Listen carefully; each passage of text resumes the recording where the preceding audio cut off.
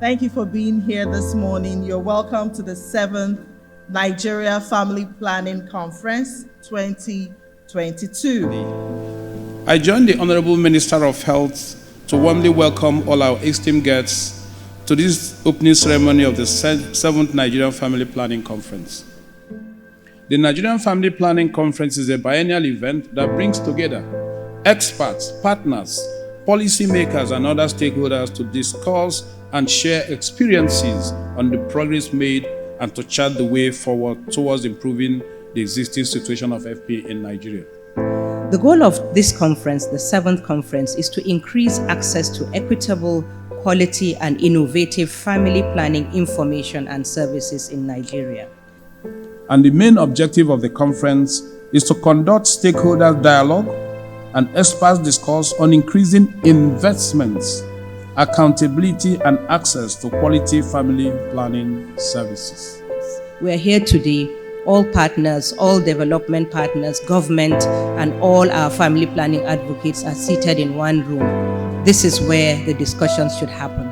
Thank you. The focus of this conference is the road to 2030 and the importance of different partnerships for us to succeed in achieving our goals. So today, on your behalf, I'd like to welcome for the chairman's remarks His Royal Highness Alhaji Ahmadu Ali Oga Onao, the Andoma of Doma. I've asked that every parent should know that God will hold you to account as a shepherd for what you have brought into the world from what He has ordained. And if we don't check the number of creation that are coming out of us, the world will not have a space enough for all of us. The resources in the world will not be there to sustain all of us. There might be rising criminality because of the few that have and the excess that don't have at all. Neglecting family planning holds back women and girls, holds back communities, and holds back entire countries. The importance of this conference, therefore, cannot be overemphasized, as it provides opportunity for fostering sincere discussions and securing consensus on workable approaches to improve family planning programming. It is therefore my pleasure to declare the 7th National Planning Conference open and wish you all successful celebration. Thank you and God bless. We are going to be having a very interesting conversation that will be led by a crop of colleagues and professionals who have both played in the practice space and at the policy environment. The NFPC2022 commitment has one vision statement, which is to ensure that by 2030, everyone in Nigeria of reproductive age should be able to make informed choices and have equitable and affordable access to family planning. It started with FP 2020, in which 69 countries came together to say they're going to make a commitment to change the scenario of family planning globally. This is not something that one country can do alone. This is not something that the national level can do alone. So we have seen that from the FP 2020 initiative, partnerships, alliances are very important. And we've been building on that, and it formed a major part of how we arrived at our FP 2030 commitment. Today, we are bold and happy to announce that 34 states out of the 36 states have domesticated the Violence Against Persons Prohibition Act, as against 8 in 2019. We're also proud to announce that 34 states out of 24 that we had in 2019 have also domesticated the Child Rights Act, which is a good sign for us that our advocacy is paying off. You know, I think we are on the right trajectory in the sense that government has been able to coalesce commitments or coordinate the partnerships, especially at national level. putting in place strategies, policies, what indicators we should be collating? I would say we're doing a lot, but we're not yet doing enough. The question is, we have a lot of policies in place, very good policies. Are we all collectively supporting the government of Nigeria to implement those policies?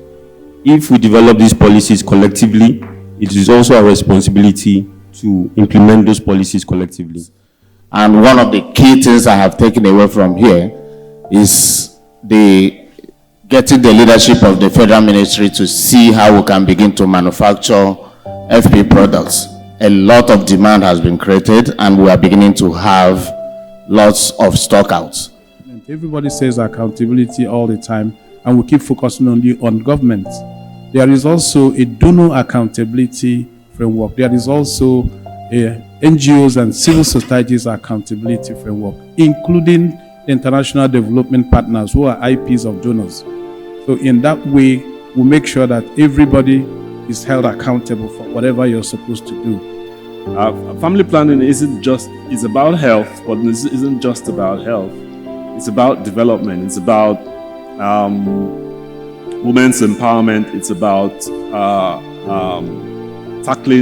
eradicating poverty. It's also about security. It's integral to our development as a country. But along with family planning are other things: healthcare, education, job creation, agriculture, security, good governance, and gender issues. The U.S. government, through the U.S. Agency for International Development, is committed to supporting the government as it strives to achieve its goal of reaching modern contraceptive prevalence rates of 27% by 2030. We cannot continue to depend on donors. Can donors change their style and show us how to catch the fish instead of giving us the fish? I wish to congratulate everyone for a successful event so far and for fruitful and frank discussions and deliberations in the days to come, so that we emerge from this summit with renewed purpose and resolve to improve health outcomes for all Nigerians. And I hope to hear more about the roadmap for partnerships to take forward the results from this conference. Thank you. Thank you very much. It's really been a lively discussion that we've heard from different stakeholders. We've heard from policy, implementing partners, and also exactly how it is on ground in the States. Let me put on record that this year's conference is a great improvement on the previous edition. And I also want to say that what we'll be discussing in 2 years' time, there will be a lot of success stories. All right. So on behalf of my principals and the Federal Ministry of Health, it's a pleasure to have been part of this alongside the AFPN. We appreciate everybody's openness and contribution to this. I'd like to declare this 7th Nigerian Family Planning Conference closed.